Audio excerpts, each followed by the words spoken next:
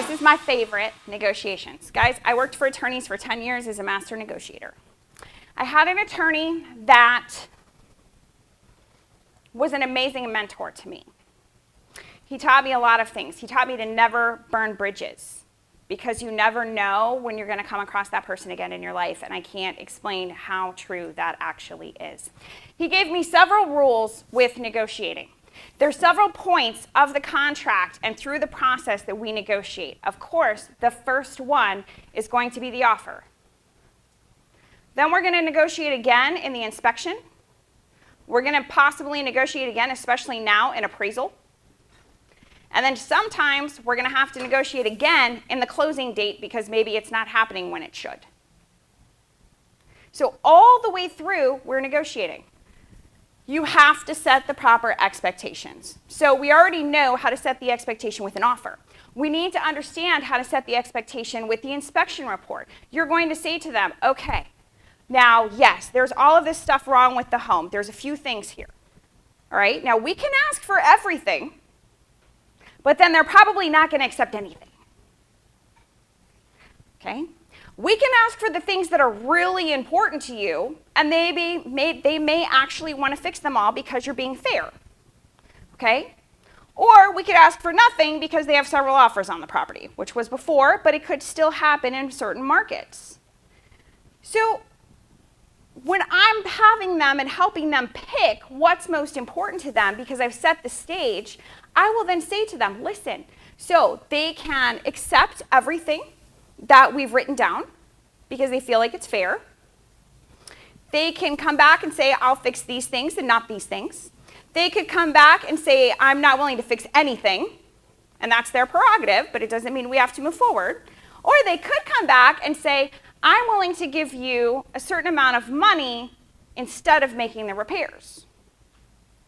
And then I look at my clients and I say, now I need to make sure with absolute certainty that you understand everything that I just said because it's very, very important. So let's go through those again together. And I make them come back to talking them through with me. Then my question to them is this, and it's important that you ask this question. Are you okay with all of those scenarios? If they come back and say they're not willing to fix anything, are you going to be okay with that? Why am I asking that question? It's their decision, not mine. But the other thing, too, is I want commitment. Why do I want commitment? Because when they freak out because they're not fixing anything, I can say to them, no, no, no, Tom. You told me with absolute certainty that you would be okay if they chose not to fix anything. So what has changed for you? If you don't hold them accountable to what they tell you and the commitment that they make, then they can get away with anything and they can bully you. So don't be that person. Make sure you get commitments all the way through. And then with the appraisal, hey guys, we're at the appraisal phase now. So what can happen is it could come in at value, it could come in under value, it could come in above value. Well, of course they're going to look at you, what if it comes in above value? Well, if it comes in above value, we're at our purchase price, that's the purchase price. Well, what if it comes in below value? Well, if it comes in below value, we're going to have to probably renegotiate.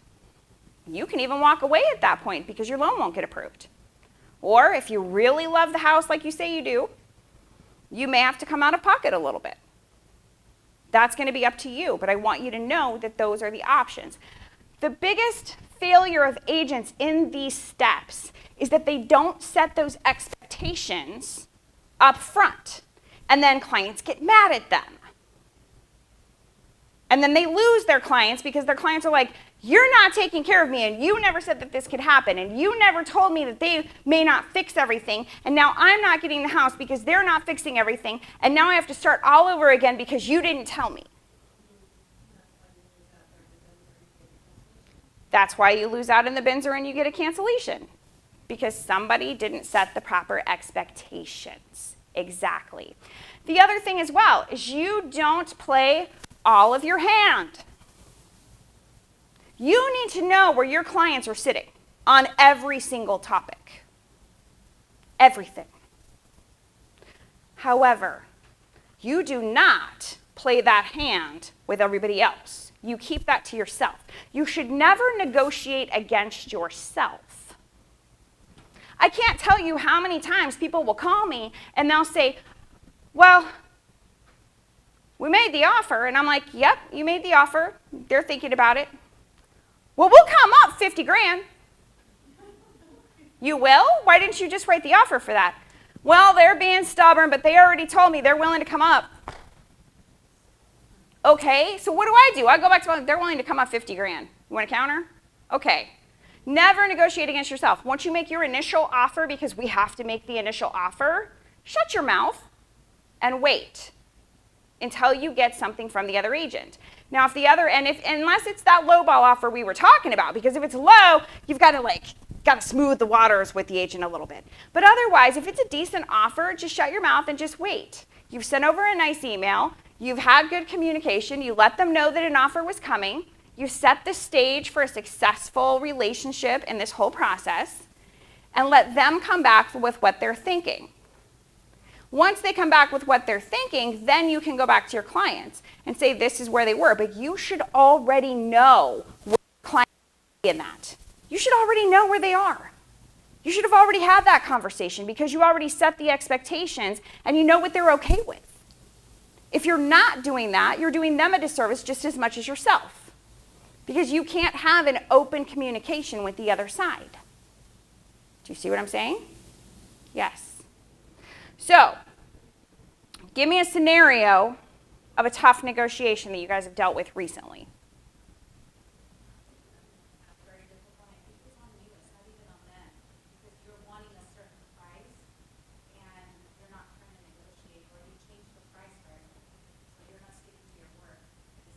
Just for the fun of it, I want you to call him tomorrow and say, are your clients willing to come up to 610? Are they? Are they? And then the next day call him again and say, are they willing to come up to 610? Yeah.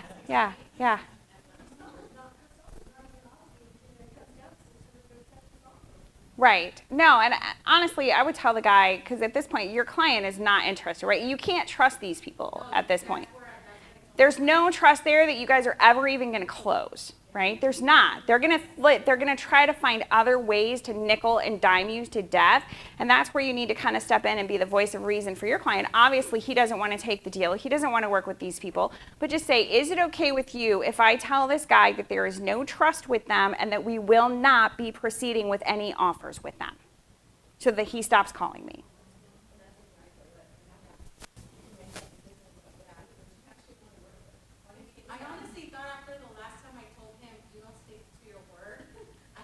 No, you've got to be direct and decently bold and say, listen, I spoke to my seller again. He does not trust you. He will not be moving forward with you on any offer at this time. He cannot even trust that you guys will actually close or try to get more money out of him later. So he does not want to entertain any offers from you. Please stop calling me. I wish you the best. The I wish you the best is the finality. Like, lose my number. What were you going to say? It might be a good time for you to revisit that. Are you going to be okay with losing this one? Maybe you should pose that question to your buyer. Well, she's got the seller. Yeah, but I mean, she may want to tell that to the other agent. Mm-hmm. Yeah. No, here's the thing. He thinks that if he continues to be annoying, he's like the little gnat that keeps flying around your head, and you keep swatting at it, but you never actually kill it. It's time to smush it. It's time to say, stop calling me. I wish you the best. Okay? And you have every right to do that. You can't just block his number. You need to tell him. I would put it in a text. That way it's written. My client does not want to entertain offers from you. We wish you the best. Stop calling me. Done. After that, you can block him. Because I'm sure you don't want to do any other transactions with him moving forward, correct? No. Like, we're done. I don't like your techniques. You are not a person I want to work with. Okay, and it's okay. There's agents on my list that I'm like, nope. I will show your offer and I will tell my client every reason why we should not accept it. Super professional, like very nice. I tried, and and even the way he texts is just very, are you ready? Like, are you gonna do it? It's like, Right, can you say good morning? Can you accept this offer today? I don't know. right. It's really unprofessional. Absolutely, 100%. All right, so is there anything else with negotiations that you guys have questions on? Negotiations can be the toughest thing that we deal with sometimes with our clients, with other agents. They can be very, very frustrating. And sometimes, and I hate to say this, but sometimes our brokers don't even know where to go with it. Guys, I had this transaction with my father, my parents will all be here tomorrow. It'll be interesting. They don't really understand what I do. So they want to come see what I actually do and why I travel all over the place. So they'll all be in the back of the room tomorrow. But my dad and my stepmom bought a home in Black Canyon City last year. It was the toughest transaction I've ever encountered, okay? This is my dad. I want it to be the perfect home, and he wants a $300,000 home with over an acre of a land and is willing to go to Globe or Tonopah, which we found out doesn't have a grocery store for 26 miles. I drove out there. I actually drove out there with him, and I'm like, Dad, okay, this can't be the town. He's like, I think this is the town. And I'm like, I don't think it is. And I'm like, you know what, let's Google the nearest grocery store, because the grocery store's got to be in town. He's like, okay, 26.4 miles. I said, you're not moving here. Your wife will kill me. You cannot move here. So we drove 550 miles in 5 days, looking at homes while he was in town. The last day, we had a home come on the market in Black Canyon City that he saw, and he was in love because it already had a big garage on it too. So we were the first ones to see it. We put in the offer. We negotiate the offer. We get it. And it's on like a mountain. So it's like up a hill, and it's like flat, and then here's the next home, it's flat, and then here's the next home, it's flat. And he's in the middle. So when you get on the property, there's rock, same color, throughout that whole piece of flat land. Well, we're looking on the survey. Wait a minute. The guy below, his land actually comes up the hill and onto this land part of the way. So now my dad can't build his RV garage there. So that's a problem. And by the way, when we're looking at the city map, it looks like the people above us, their house is slightly on your property. And then over here on the right, this person's shed is on your property. So my dad refuses to pay for a survey. Of course he does. So here's me, Erin Brockoviching it, up the hills, talking to all the neighbors, saying, by the way, do you have your survey? Because the city map is showing that your home is partially on this land. And they're like, oh yeah, I have my survey. Mariah found all the neighbors for me so I could call them and make appointments to walk up their little walkways. I guess the neighbor to the left was notorious for coming out with a shotgun, so I didn't go over there. We just decided the shed was not an issue. And but everybody else. So the other thing about this land is it was weird. It was land, but then it horseshoed down, and my dad's land kind of showed that he owned the road going up to all three homes, but then on this side, it went down past the other house, and we couldn't figure out why. So we start measuring the land, and we realize that the land going down this guy's yard this way is about the same size as the land up here that guy owns. So I'm like, okay, Dad, they're almost the same square footage. Like, they're almost the same measurements. He's like, okay, well, I want that land. He can have that land. Try negotiating a land swap in the middle of the transaction, which Alex's company was on this one too. And they did not know what to do. They actually pulled it through at the last minute because we couldn't get certain things from the surveyor after we did it. So the people down below happened to be the son of the guy that owned this house. So he was like, yeah, okay, no problem. I'll swap the land. So we gave him his little piece. He gave us our little piece. We had to do the whole land swap with that. It had to be deeded by the original seller and the other guy. And then we had to get everything over to the mortgage company and everything over to the title companies, and everything had to be rewritten with property descriptions and everything else. And lo and behold, we're a little late on the closing. We're 2 weeks late. And the guy on the other side, he's really egotistical, is a nice way to put it. It's nice. I'm being nice when I say that. And I'm usually not a person you back into a corner. I'm sure you guys could tell that if I was angry, you probably wouldn't want to be the one in front of me. And this guy was making me really angry. And I'm trying to hold my temper with this guy because he has a lot of agents here, and he might be a big deal. I don't know. And so I'm trying to keep it together, and he sends me a cure notice and says, if you don't close by 5 o'clock on Friday, then we're keeping the earnest money of $10,000, and we have other buyers that want to buy the home for more, which they did. And I'm like, okay, so I'm calling the mortgage company, I'm calling everybody. Guardian Mortgage jumped through hoops to make sure this closed and got documents out, and it was unbelievable. And Brian was actually the one out there at the inspection on that house, even under the crawl spaces and everything else, and everybody was really helping to make this deal happen. And so it's the last day, and my parents are sitting at the title company at 9 a.m. Now, mind you, the title company is the one that this agent chose. They've got a really great relationship. She closes all their stuff. Okay. My parents are there at 9 a.m. to sign documents that went out the night before. They won't let them in to sign the paperwork until 1 or 2. So they sat in the parking lot the entire day. Then we cannot confirm whether the sellers actually signed their paperwork.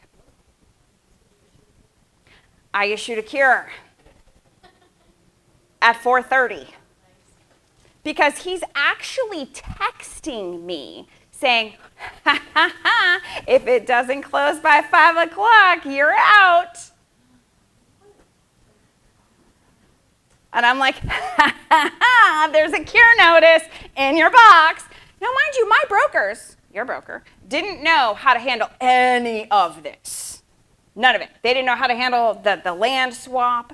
They didn't know how to handle what I was going through with this over here. They didn't know, like, I had to call them, and I'm like, well, what if I issue a cure notice? And I finally went through 3 of the brokers on call, and they're like, okay, I think you should probably use this verbiage. I think that might work. I'm like, it's $10,000 on the line for my dad. We're doing this. So my parents had actually dropped off 2 vehicles up there. They were literally on their way to go pick up the vehicles, claiming defeat. And at 4:59, the title company calls me and says, it's been recorded.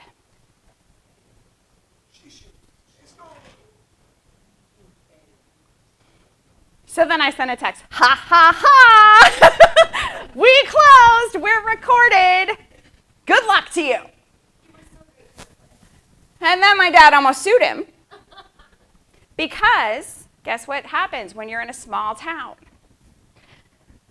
The flooring was a little creaky, right? Because it's like triple wide, like it's creaky. So my dad he pulled up the carpet. When he met the other agent that had the offer for $100,000 more for the home, until she found out when she walked in that the floors had been completely flooded and they're wood floors underneath. The agent's remodeling company is the one who put in the new carpet, and they never disclosed that the flood had happened. Nothing. There was nothing. So I did. I texted him. I said, ha, ha, ha, you better have good insurance for your brokerage. I'm like, because I had text from him saying, hey, when was the carpet put in? 3 days before we put it on the market. So this agent was like, no, I saw it. I have proof. I took pictures. It happened. And then my dad decided not to sue him and just repaired it himself. But it could have been really, really ugly at that point, right? I mean, that's crazy. That's absolutely crazy. So negotiations can be tough across the board. And sometimes, guys, it is hard to contain yourself. It is. But here's what I want to say to you. You don't have the right to yell at anybody. And yelling and throwing your weight around does not get you what you want. You need to be nice. You need to be complimentary. And at the same time, you need to be firm, and you need to have that confidence that we're talking about, that you know what you're talking about. And if you're newer in the business and you're in this room, you need to have somebody with you that is that confident. And sometimes you need to have a good cop and a bad cop. I love to play the bad cop. It's fun for me. I'll tell you one more thing, and then we're going to talk about closing it up, and we're done for the happy hour and drinks, yay. And I get to take my shoes off again.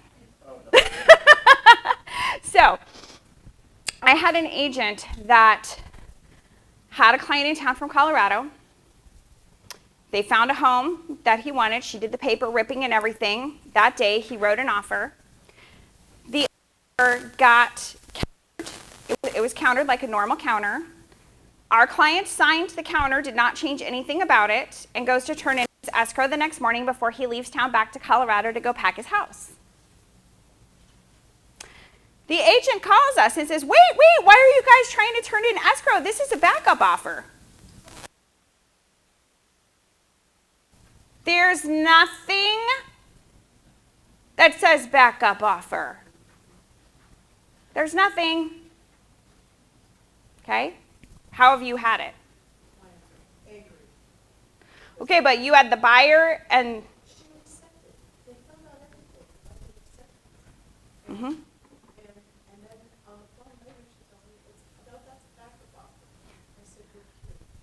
Okay, well, I took it a step further.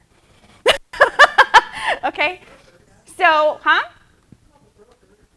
Well, here's the problem with this transaction, that this woman accepted 2 offers. We were both with the same brokerage. So our broker at the time wouldn't comment either way. So I had to figure this out, okay? Well, our client was on our way back to Colorado. We had to do something. We had to. So I had my agent play the bad cop. Katie calls the other agent, and she's like, well, I don't know what you're going to do. Right, you don't have 2 houses. You accepted 2 offers. You can't accept 2 offers. Make the other clients back down. Well, I can't. Well, guess what? Our client's not backing down either, so now what are you going to do? You've got to do something. You're in trouble. Our client's wife works for an attorney, and they're going to be wanting to talk to that attorney about the legal ramifications that you accepted 2 offers. He has now left the state because he found a home and is going to pack his home to move into this home that he's buying. I don't know what we're going to do. Figure it out. So this is Katie. This is the conversations I'm forcing her to have because I'm teaching her how to be decently bold and how to be confident and all of that. This is her second transaction. I'm like, let's just throw you in, right? So we do. We throw her in. So all day long, this is going on. The agent's calling her. The broker's calling, like, back your client down. She's like, no. No, because I'm telling her, you say no. We are not backing down. Meanwhile, we haven't talked to the client because he's on a plane. He doesn't know any of this is going on other than they wouldn't accept his earnest money. So finally, this has been going on, 6 hours. Sometimes in negotiations, it's good to let people sweat. It is. So I call the agent. I said, okay, Katie, it's time. Let me call her. She's like, okay, good. I'm tired of dealing with this all day. You just take it. I'm like, okay. It was almost like she had started drinking wine already. It was like 3 o'clock. So I call the agent. I'm like, hey, so I've heard what's going on, and you're in a bind. Like, you really have some trouble here. Like, I don't know what you're going to do. I mean, I feel for your situation. But I really don't know what you're going to do because our client is going to be talking to their attorney boss, and this is a serious situation here. And I'm a little concerned with how this is going to turn out for you. And she's like, well, I mean, if they sue me, then I only have to pay $5,000. I says, no, actually, it's a $10,000 deductible with E&O. And then if it settles in mediation before it actually goes to court, you may get $5,000 back, or you may actually have to cough that up towards whatever damages have been caused because of this whole situation that they've already left going to. They believe that they're buying a home here. And she's like, well, let me ask you this. I said, okay. Have you offered them any monetary compensation for walking away? And I'm like, no, I haven't offered them any monetary compensation. Is that an option? Is that something that's on the table? Because I wasn't aware. Yeah, I'd be willing to give them $5,000 to walk away. You're what? Yeah, I'm willing to give them $5,000 to walk away. I said, okay, all right. I can present it. Let me see what I can do. She's like, okay, that would be great. I said, and how would this be handled? She goes, well, I would want them to go into backup position. And if for some reason this other contract does not fall apart, then I will pay the $5,000 out of my own money. Now, I feel really bad for this, but at the same time, I don't. Because you should be fully aware of what paperwork you need to have in place. This is a hard financial lesson at this point. I'm like, okay, let me see what I can do. I don't know. I'll try. I'm going to try for you. He really loves the home. She's like, all right, let me know. I make her wait a couple hours. Because one of the best negotiation tactics is to make them wait. Don't just jump in, make them wait. So I call the client with Katie. We explain the situation. He goes, oh, thank God my wife was so mad at me for buying this home. I'm actually kind of relieved. And I'm like, oh, well, we just got you $5,000. He's like, great, I'll take it. He's like, yeah, tell her that's fine, I'll sign off on it. So my broker at the time actually had to create a new document with a new escrow account to put the money in because they had never had this happen before like this. They held the money in escrow until the backup was done and gone, and then they paid out the client. Now, I've seen situations like this in Florida more often. I have not seen situations like this here very often at all. And here's what I want to tell you guys. There is a cool stipulation you can put in your listing agreement that if a client gets to keep the earnest money, that you're entitled to 50% of it. Did you know that? Can you repeat that? Yes. In the listing agreement, like if it's a listing, okay, and they get to keep the earnest money from the other side because they did not fulfill their obligation. You can write it in your listing agreement that you are entitled to 50% of that earnest money as compensation.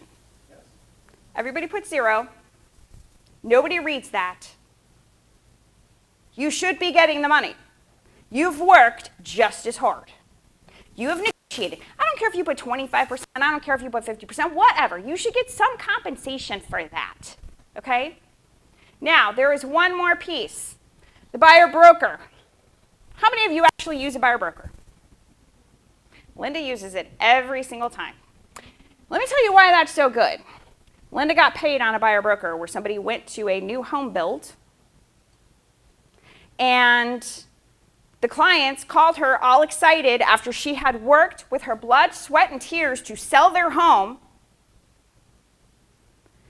They actually signed the buyer broker with a pen where it showed that she explained it to them. And then they call her up and they're like, guess what we did today? We wrote an offer. What? Oh, yes, out in Sun City Grand. We're so excited. No, Sun City Festival. We're so excited. Wait. Well, no, we gave them your card. We told them you're our agent. Okay, great. So Linda went out there. Agent said, I don't know who you are. They never gave me a card. We're not paying you. So I had to be bad cop. Again, we met the clients out there. I took it all the way up Pulte to VP level to try to get them to pay Linda something. They would not. And so we're sitting with the clients because Linda had earned a commission. She did. She worked really, really hard for them and had showed them a lot of homes and sold their home for a very amazing price. and she deserved to get paid. So I'm sitting with them and I'm like, well, you signed this form. You even signed it with a pen, not even DocuSign. Like, she explained this document to you. It says right here that new home builders may not pay for her commission, and it's right here. So you're going to have to pay her 3%. And they're like, well, we'll just cancel the deal. I'm like, well, I don't want you to do that. We've got to be able to work this out somehow. They're like, what'd they say, 1.5%? 1? They're like, well, we're willing to pay 1%. If you'll take 1%, we'll write the check, we'll pay her. I'm like, okay. This is where you cannot play all of your cards, okay? It's not ultimately my decision. I have to go to my broker and ask if they're okay with that because you signed this document, it's legally binding. Broker is legally binding. So I'm gonna have to go to the broker and I'm gonna have to ask if they're okay. Do I really have to go to the broker to ask this question? Our broker did not care. They were like, you're getting paid on a buyer broker agreement from a new home build? I'm like, yep, we're doing it. They had to create another escrow account to put that check into because they didn't know what to do with it. And because I guess nobody collects on these things. Guys, they are a legal binding contract and you have to negotiate it out. So these people are sitting there. I'm like, well, I'm going to go to them. I'll call you within the next 2 hours to let you know their decision. Okay, Tina. So they're on pins and needles the whole time thinking they may have to cancel this house because they don't want to pay the buyer broker, blah, blah, blah, blah, blah. I called them up and I'm like, okay, guys, guess what? The broker said it's fine, 1%. They'll accept that. Okay, well, what do we need to sign? We'll sign it. Do we need to write the check right now? We'll have you sign it. We'll get it at closing. You guys are okay. Linda's still going to represent you throughout this whole thing because she is your agent. So she's going to make sure you guys are taken care of. And they were like, okay, thank you so much for going to bat for us. She's dying in the parking lot. She's like, I can't believe that you just did that, right? But that's negotiations. Any of you has the ability to do that. You just need to know the technique to pull it through and be confident in whatever you say. So the biggest complaint that I have when people close on properties, because here's the closing of the property, get them a gift. Jonathan laughs. I ask people all the time when I go to listing presentations with my team. Somebody sold you this home. Now I know many of you would be afraid to say this. But don't be. I know somebody sold you this home. Where are they? Well, I got to tell you what happened. I'm like, okay, what? Well, they did great with the transaction, but they made all this money and they didn't even get us a gift or tell us thank you for working with them. So we've never responded back to them again. That's why you're sitting here. I would never use them again because they didn't appreciate our business. That has not happened one time. That has happened multiple times. Now, it doesn't have to be a huge gift. It can be a gift basket. It can be something that's about them. It can be bourbon, whatever they like.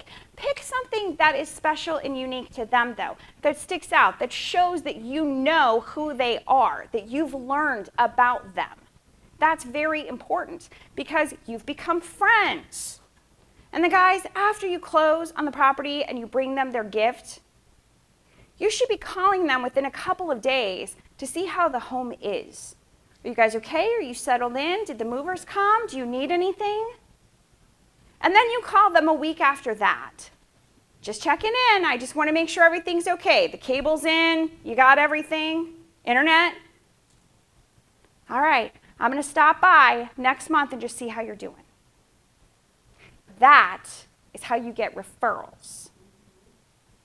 Because you keep the relationship and you care even after they close. I like to follow up about every 3 months or so.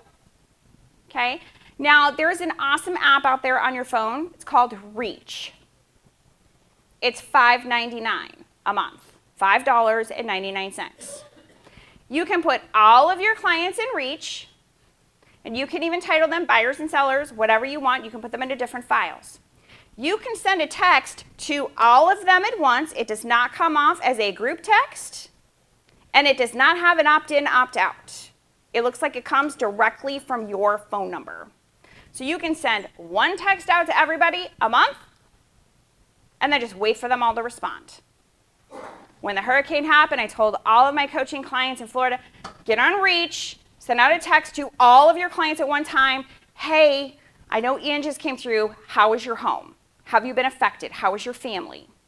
And then you just wait for all of them to respond because it looks like it came directly from you just to them. It is an awesome, awesome tool. All right. So, after today, would we agree that these words resonate a little bit more? Can you walk out of here with confidence just from today knowing that you have a better understanding and maybe learned some new techniques no matter how long you've been in the business? Then I did my job today.